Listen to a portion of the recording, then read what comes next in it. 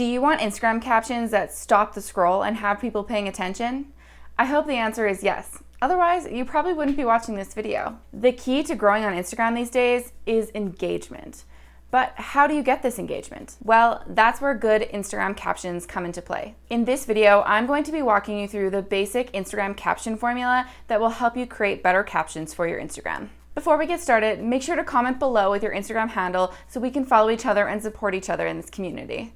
Now, let's get started. Before you sit down to write your Instagram captions, you're going to need to know who your audience is. You're going to need to know who you're speaking to and what they need help with. If you don't know the answer to these questions, your content isn't going to be valuable to your audience, and your audience just isn't going to pay attention. For example, where are they at in their journey? Are they just starting out? Let's say you're a personal trainer who helps new moms who just gave birth get back into a fitness routine. Their journey is going to look a lot different than if your ideal client was a bodybuilder who was looking to gain muscle, right? So answering these questions is going to help you create the content that your audience is actually looking for. And if you don't have a clear idea of who your ideal client is, don't worry, I have an entire video that walks you through exactly how to do this. So I'll link it right here for you. Now let's get into the simple caption writing formula. But before we get started, I will say there are a lot of copywriting strategies out there, and I am by no means a copywriter. This is just what I have learned throughout my years in marketing that has helped me craft Instagram captions easily and quickly. If you stay tuned until the end of this video, I will share 2 other higher level strategies for copywriting with you as well. So the first part of the framework is your headline, right? This is the first sentence that you're going to see when you're scrolling through Instagram. And it actually is the first 125 characters of your Instagram caption. Knowing this is pretty important because you want to be able to catch people's attention right away with that first 125 characters so that they stop and click more to read your full caption. Let's go through an example of one of my captions together. So this is one of the captions that I created on my own personal Instagram account. So if you look down, the first 125 characters that you see on this post is other people's opinion of you are none of your business, ... And then you can see that there's the little more that people can hit below. So this shows how important it is to have that first 125 characters that is an eye-catching headline that's going to grab people's attention to make them want to hit that more button, right? People are going to think to themselves, wow, like, why don't other people's opinions matter? Like, what is this post talking about? And as you can see, it got pretty good engagement. It got 20 comments. So that is an example of a well-written headline. Next is the hook. After they hit that read more button under the headline, you're going to want to keep them entertained and keep them wanting to finish the rest of your caption. This could be by entertaining them, by shocking them, by giving them a fact, by supporting the headline that you just had above. There are many different options here, but the whole point of it is to hook them to continue to want to read your caption. Let's look back at my example to see how it's done. So let's click that more button and use the same example to show the hook that I used in this caption. So the headline is other people's opinion of you are none of your business. And then the hook, I clearly remember hearing this quote for the first time. I was getting ready for work one morning last year, listening to Rachel Hollis, when those words came out of the speaker of my phone. So in this example, I'm using the hook as a supporting statement to the headline. So I'm telling them an experience about when I first heard that quote and why it spoke to me. Next is your body content. And this is where the bulk of your content for your post will go. So depending on the type of content you're creating, whether it's inspirational or it's a story that you're telling or it's an how-to, you're going to format the body of your content a little bit different. But let's say you're doing a 3 tips to whatever post, right? You're going to want to do the bulk of that information in the body and separate it out like tip 1, tip 2, tip 3. Another bonus tip for the body content of your caption is to create lots of space in between all the different points. Nobody ever likes to see a big block of text, right? Have you ever come across an Instagram post where you're scrolling, you see the headline, you think it's interesting, you click more, and then it's like this huge block of text, right? You kind of get overwhelmed if you're anything like me and you just keep scrolling. In human psychology, we get really turned off by big blocks of text. We like things with a lot of white space. We like to be able to digest things very simply and easily. So in your body content, if it is longer format, like you're telling a story or you're sharing some sort of educational post, make sure to split it up with line breaks and make sure that it's really easy to digest for your reader. Let's look back at that same post of mine to see how I did this. So using this exact same example, let's go into the body here. It says, I immediately stopped what I was doing and was awestruck. I sat there thinking about that quote and what it could mean for my business. What if I didn't worry about looking silly online? What if I showed up consistently without being scared that someone won't like what I have to say? What if I pushed past the fear and posted anyway? I would be able to reach so many more people and help so many more women reach their business goals. Isn't that what I started this business for anyway? It's easy to get caught up in the fear of what other people might think. I get it. I lived in that space for far too long. But the only opinion that should matter when it comes to our business is our own. You know why you started your business. You know what your goals are. You know who you can help with your message. Don't worry about the haters, because if they aren't fighting in the ring with you, they don't get an opinion. So as you can see, the body is where the bulk of my content and my caption actually is held, and it explains my story, right? It explains me hearing that quote for the first time, what it made me think about in my business, how it made me switch my perspective in my business, and then I bullet pointed, right? Why other people's opinions don't matter, right? Because you know why you start a business, you know what your goals are, you know how you can help them, right? So it breaks down the majority of the content that I want to get across to my audience. And the last part of this formula is your CTA, or your call to action. So this is going to be the last sentence of your post. And the reason that you want to have this here is you want to give your audience direction. You want them to do something, right? Whether that's visit the link in your bio, whether that's comment below, whether that's send you a direct message, you probably have something that you want your audience to do. So in every single post, guys, every single one, make sure you have a call to action on there to increase your engagement and to give your audience a direction.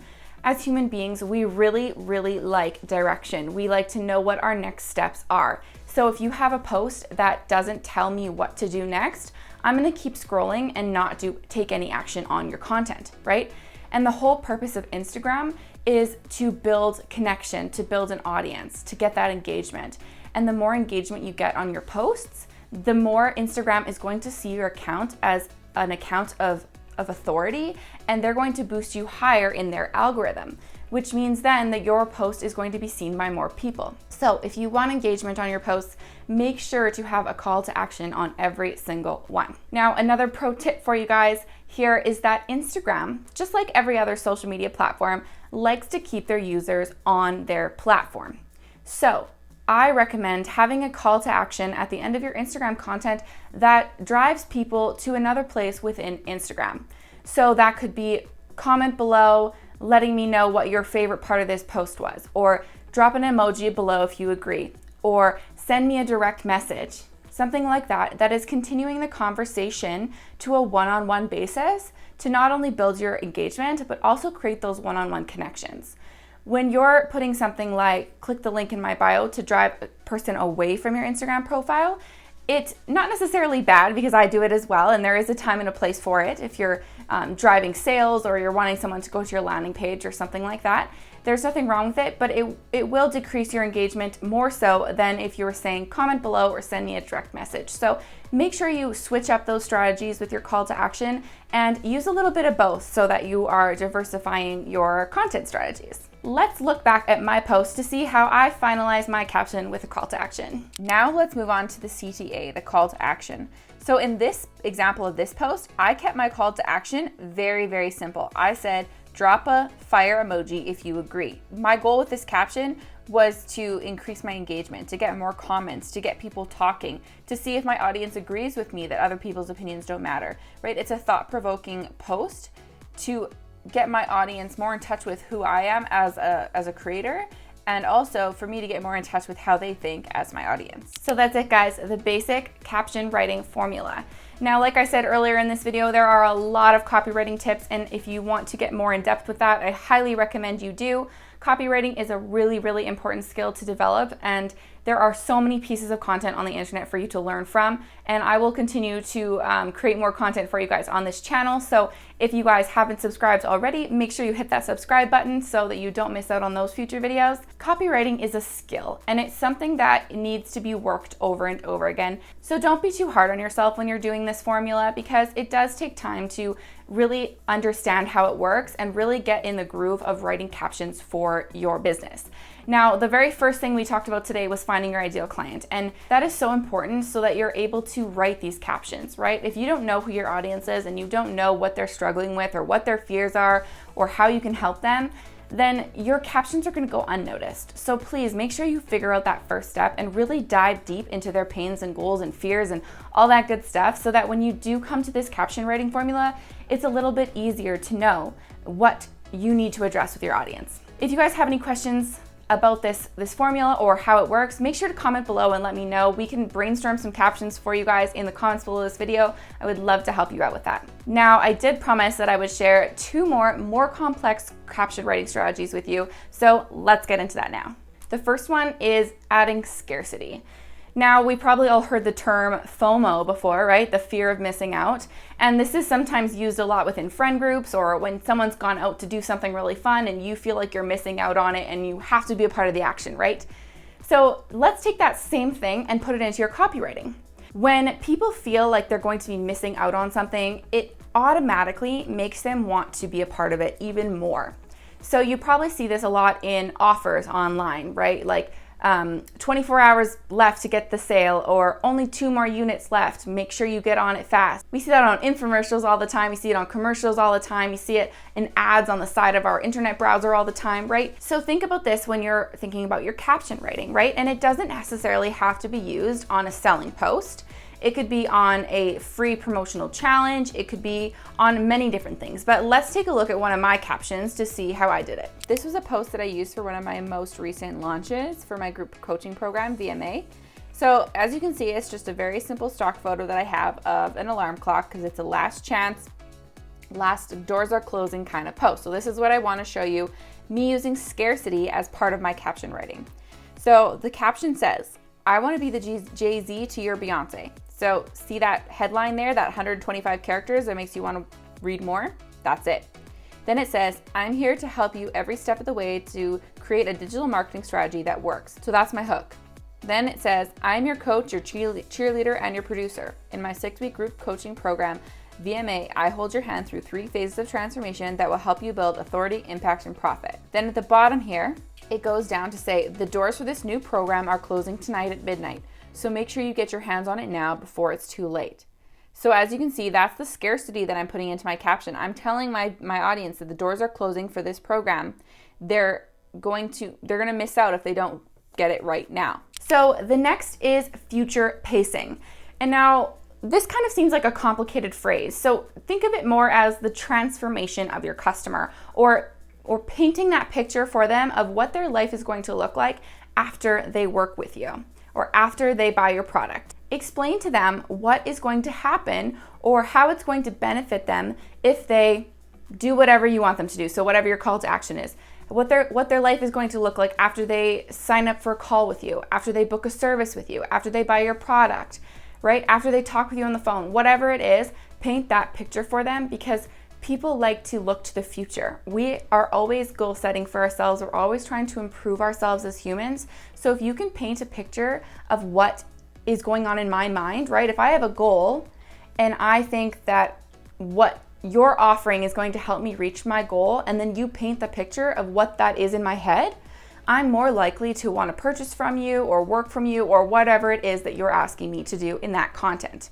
Now let's look back at that exact post that we talked about before in scarcity to see how I used future pacing in this post as well. Now, using this exact same post from earlier, let's look at how I added future pacing into this caption as well. So you can use both of these strategies at the same time in the same post.